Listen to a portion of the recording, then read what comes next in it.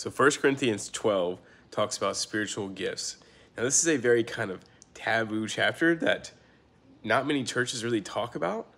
At least the Baptist churches, like I grew up in, they kind of dance around this because of whatever reason. I think it's just like not a very popular with the Baptist crowd, but it's in the Bible.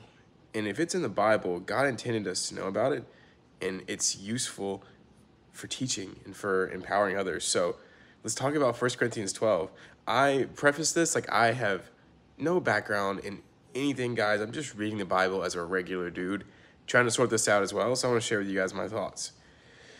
So Paul says there are a variety of gifts. To each is given the manifestation of the Spirit for the common good. So if we believe in Jesus, if we have the Holy Spirit that God has given us through the grace of Jesus, it comes with gifts of the Spirit. And so he lists out some gifts here. First is wisdom, knowledge, faith, healing, miracles, distinguishing spirits, tongues, prophecy, and interpretation of tongues. There's a lot to unpack there. But Paul says, all are empowered by the one and the same Spirit, who apportions these gifts as he wills. So just like how we all have different, like physical and mental, just worldly gifts, we all have different spiritual gifts as well. And they're all meant to build up the church and to help with different things. And so where one person might have wisdom, the other person might have prophecy. The other person might have tongues. The other person might have healing and faith. And I can tell you that these things are real. I know a good bit of people who speak in tongues. And I know that sounds crazy, but I always keep it real with you guys. Like, I speak in tongues sometimes as well. If you don't know what that is, basically, it's when you don't have the words in your vocabulary to express how you're trying to pray to the Lord, and your spirit kind of takes over, and you just start saying things that you have no clue what you're saying. I know it sounds crazy, but I don't know. No one talks about this, and I want to be open with you guys and not just share the easy and simple, clear-cut parts of the Bible. Like, I want to talk about everything. And so Paul says that we should earnestly desire the gifts, but to also earnestly desire the higher gifts. So there's some gifts that are more useful than others. So this is what he talks about. So here's kind of the ranking that I took away from this. Well, the first one is obviously apostles. Apostles are people who are going out and planting churches, sharing the gospel. Then it's prophets. So prophets basically share, from my understanding, just empower the church, empower the people of the church by basically the Lord just speaking through them. Like, they just get a word from the Lord and they speak that word to the people to empower them. And then it's teachers, and then it's miracle workers, and then it's healing, and then it's tongues, and then it's interpreters. And Paul is saying to earnestly desire the higher gifts. And he talks a lot about prophecy and how prophesying is one of the best gifts you can go for. Or he's talking about how prophecy is better than tongues, because basically what tongues is it's speaking through your spirit. Like, you're not speaking a language.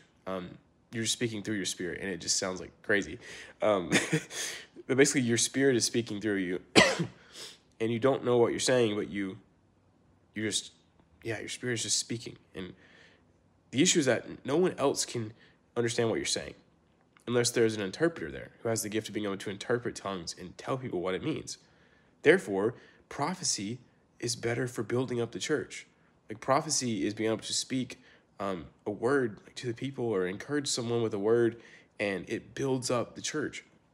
And so that's more useful than just tongues. But Paul also says that I speak in tongues more than all of you. It's Paul is not saying this gift is bad. He's just saying that and we'll get to the point in a minute here, which is all these gifts are meant for building up the church. And so in the next chapter, 1 Corinthians 13, Paul really brings it all together. He said, look, wisdom, knowledge, giving, all this, etc., prophecy, it's nothing without love. So all of these gifts will fade away, right? When God makes the earth whole again, when Jesus returns, all of these things like wisdom, knowledge, and giving, and like it's just not going to matter. But love will always matter. And Paul says love is patient, it's kind, it does not envy or boast, it's not arrogant or rude, it's not irritable, it does not rejoice at wrongdoing, it rejoices with truth, it bears all things, believes all things, endures all things. Love never ends. And people quote that in a lot of like marriage ceremonies, but the love he's talking about here is not like lovey-dovey, like girlfriend love. This is so much bigger than this.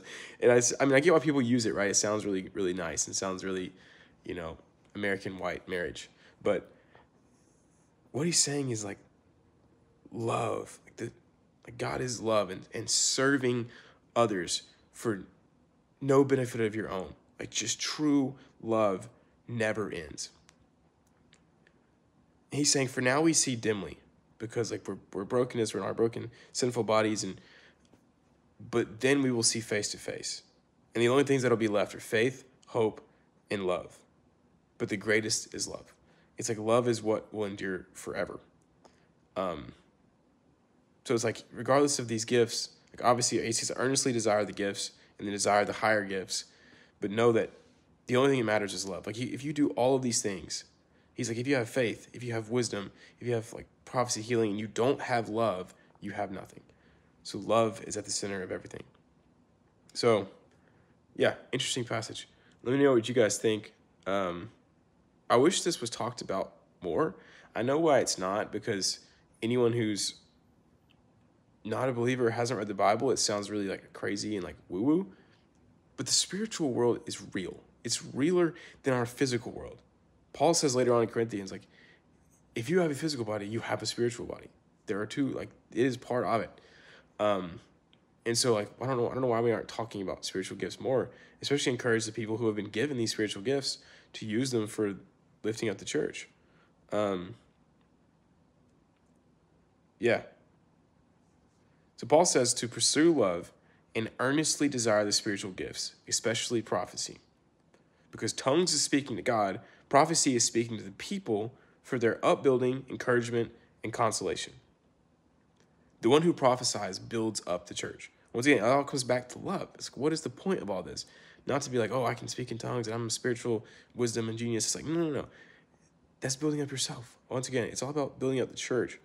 And so I really underline this big thing, which is like, strive to excel in building up the church. Let all things be done for building up.